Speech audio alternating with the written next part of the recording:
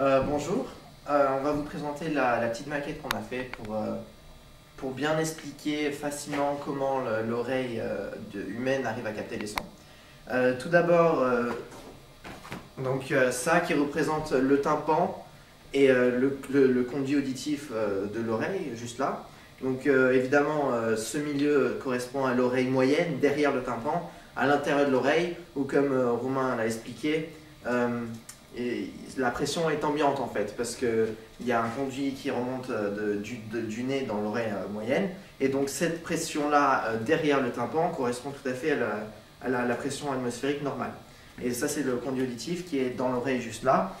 Ensuite, ça représente le son qui se répartit dans l'air, donc avec en rouge les surpressions, en bleu les dépressions.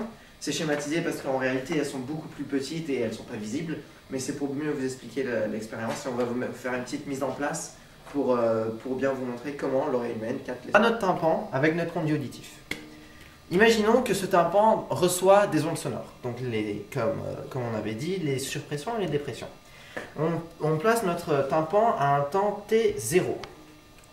Donc là, ça représente la pression atmosphérique normale de l'oreille moyenne. Et donc à ce temps T0, il se trouve que le tympan se trouve juste derrière une surpression. Donc on a d'un côté de cette paroi élastique la surpression et de l'autre côté la pression normale. Donc naturellement, le tympan va en fait s'enfoncer, poussé par la force de la surpression. À un temps T1 très proche de T0, le tympan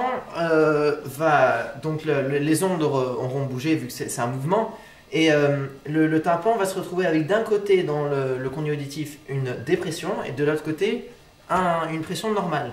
Et donc naturellement, le tympan va cette fois s'enfoncer dans l'autre sens vu que c'est le phénomène inverse. Et vu que les temps 0 et T1 sont très proches l'un de l'autre et qu'en fait ça se passe très rapidement, c'est pour ça qu'on va dire que le tympan vibre parce qu'il fait des allers-retours très rapidement, parce que les surpressions et les dépressions se suivent aussi très vite.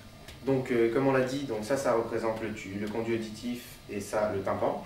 Donc ce qu'on va faire, c'est qu'on va le faire vibrer avec la guitare et l'ampli de Camille pour montrer comment une paroi élastique vibre et comment ça permet d'amplifier le phénomène, parce que là on pourra voir vraiment ce qui représente le tympan vibrer.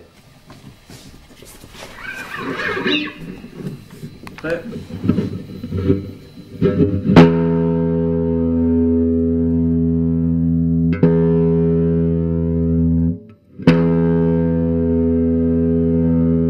Alors on va essayer de trouver une autre façon de montrer comment la membrane vibre. Tout simplement, on va jouer à travers l'amplificateur, donc il va encore faire vibrer la membrane et avec des petits grains de couscous par-dessus, et on va aller voir sauter, bouger. Mais alors, ce qu'on pourrait se poser, c'est que si le PVC est sur l'amplificateur, peut-être qu'il bougera à cause des vibrations causées par l'amplificateur. Mais tout simplement, Quentin va le tenir en l'air pour bien montrer que c'est le son qui fait bouger la membrane et qu'on va voir qu'elle bouge grâce aux grains de couscous. Vas-y, tu peux y aller. Tiens dessus. Tiens-le, tiens-le. C'est bon? Ouais. On en voit bien que c'est en l'air. Et on va faire un autre essai avec le sable. Vas-y, recule. Non. Ici, parce qu'ils vont tous sauter.